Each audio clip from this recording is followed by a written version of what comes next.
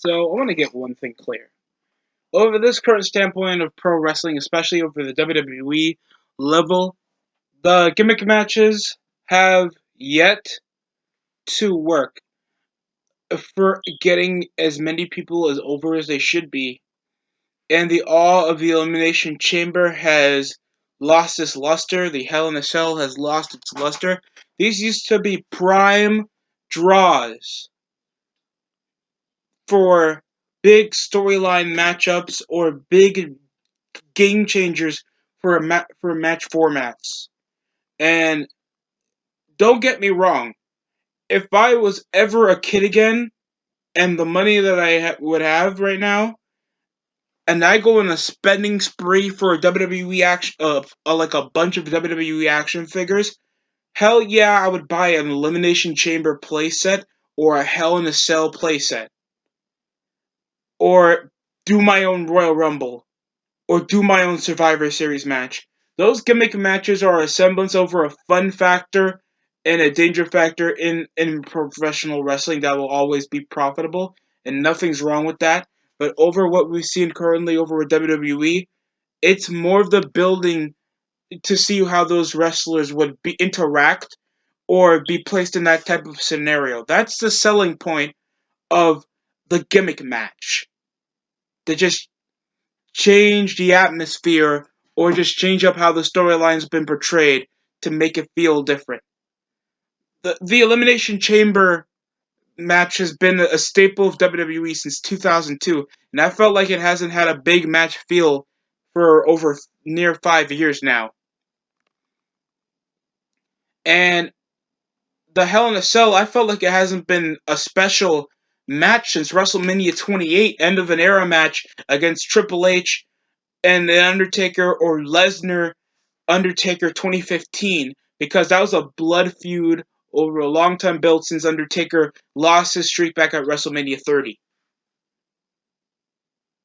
Those are violent matches meant for guys that look like they want to kill each other. And now Kevin Owens, Seth Rollins. Oh, it's October. That means Rollins and Kevin Owens have to face off for the Universal title at Hell in a Cell, even though they're just joking around over on Raw over a list joke that I guess was okay because it was the most over thing at the time, even though I didn't think of it that much. I know why it was entertaining, but I just felt like, oh god, this is mid-cardy and this is for the world title. I'd rather have Brock Lesnar not show up holding the belt. And over the standpoint of what we have, we know damn well of, you know, the wrestlers are the draw than the gimmick match. And now gimmick pay-per-views have defiled what made those gimmick matches special. Other than the Royal Rumble and Survivor Series, because those have been original 4 pay-per-views and essential to telling major storylines that progress to the major show. That's the reason. Because maybe a storyline over Survivor Series could build up to a big match at 2 of the other big pay-per-views like WrestleMania or SummerSlam. Same thing for the Royal Rumble. You can do a storyline involving the Rumble match that could proceed to the bigger show to build and progress. That's the point. I don't see this anymore. And it's kind of a lost art, especially for WWE's factor. And it should be, because the wrestlers draw the match. And we don't see that anymore as a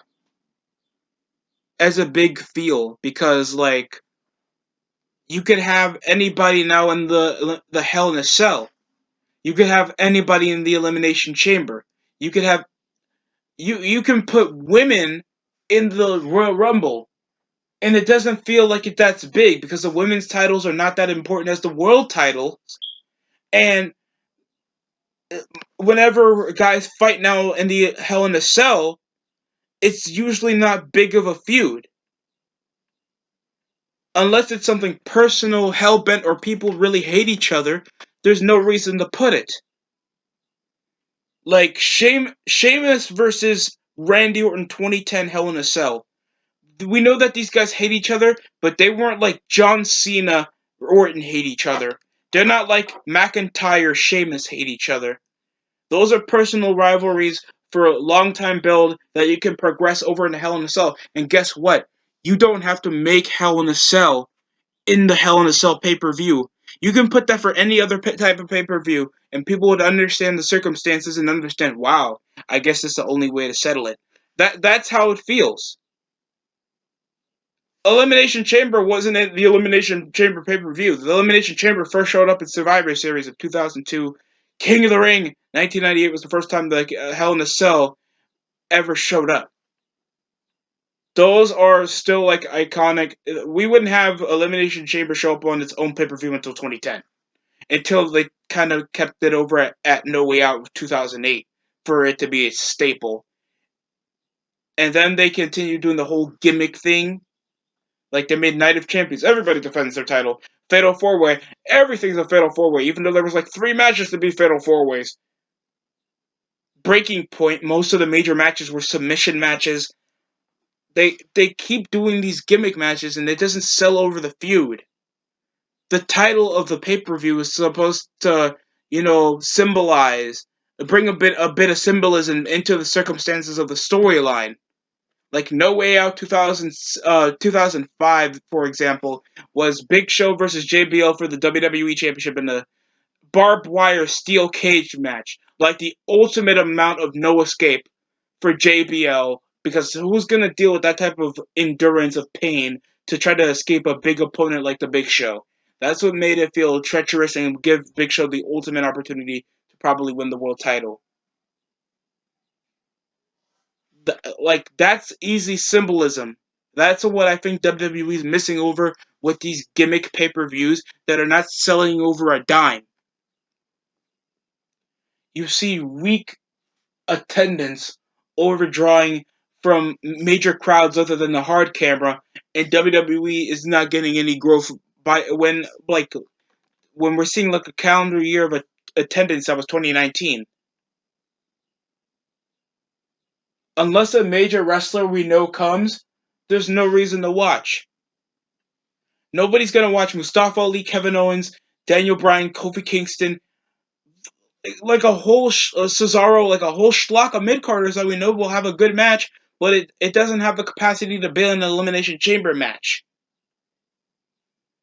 Nobody wants to see Kofi Kingston versus Mustafa Ali in Hell in a Cell, because they're not stars and they don't magnitude a storyline that's like,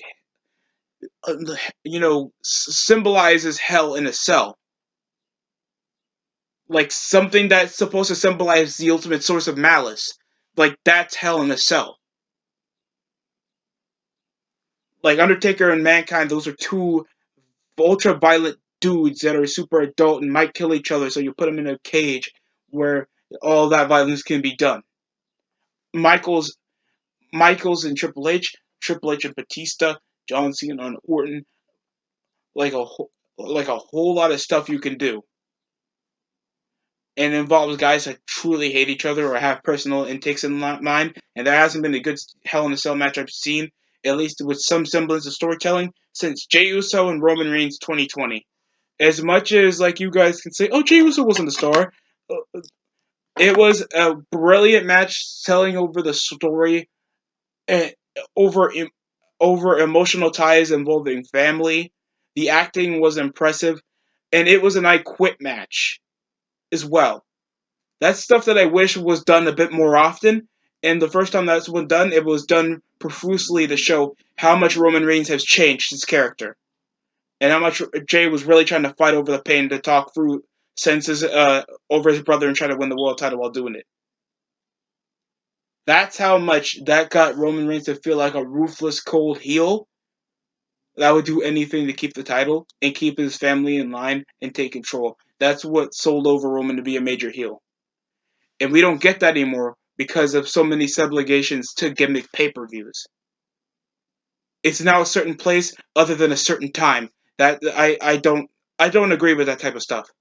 Tell me how you guys feel about how you feel gimmick pay-per-views has declined, storylines, or WWE's way of formatting pay-per-views as a whole. Because I know whenever people talk about promo pay-per-views, they remember the big ones or the old ones like Judgment Day, Armageddon, No Mercy, Vengeance, Bad Blood, Capital, what? it's not Capital Punishment. Nobody likes that pay-per-view. Uh, No Way Out, like, or Backlash. That's now WrestleMania Backlash. Like, really? I literally had a pay-per-view called Stomping Ground. I don't even know what that's supposed to mean. Like, they just put it on what supposedly is a cool phrase to use that doesn't even symbolizes anything violent or dangerous. What the hell is a stomping ground? So, like, tell me how you guys feel about the Gimmick pay-per-views. Like, comment, subscribe. Thanks for watching.